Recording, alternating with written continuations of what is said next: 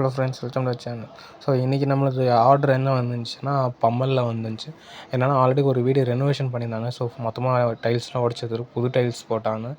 புது tiles போடுறப்பவே video பார்த்துட்டு என்னென்னா அவங்க டைல்ஸ் மிஸ்திரி ஃபேஸர் வச்சு போட சொல்லிட்டாங்க.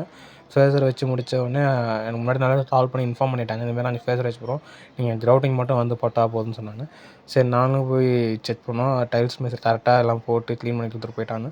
ஸோ ஒரு பாத்ரூம்க்கு வந்து கிரவுட்டிங் போட ஸ்டார்ட் பண்ணோம். இப்போ பார்த்தீங்கன்னா கிரவுட்டிங் போட்டு கம்ப்ளீட் பண்ண இது வீடியோ. ஒயிட் கலராக கேட்டிருந்தாங்க. ஸோ ஒயிட் கலர் நாங்கள் போட்டுட்டோம். ஸோ ஒரு பாத்ரூம் கிரவுட்டிங் மட்டும்தான் நாங்கள் 1000 ருபீஸ் சார்ஜ் பண்ணுறோம்.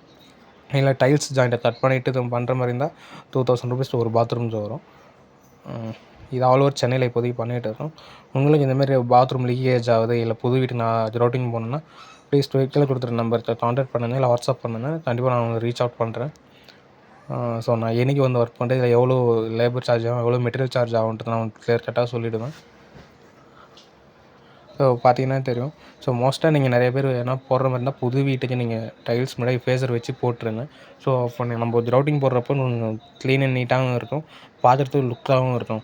என்ன தான் நம்ம டைல்ஸ் திரும்ப பழைய பாத்ரூம் டைல்ஸ் ஜாயிண்ட் கட் பண்ணி போட்டாலும் அது வந்து விரிசலாக ஒரு மாதிரி இருக்கும். ஸோ தேங்க்ஸ் ஃபார் வாட்சிங் த வீடியோ.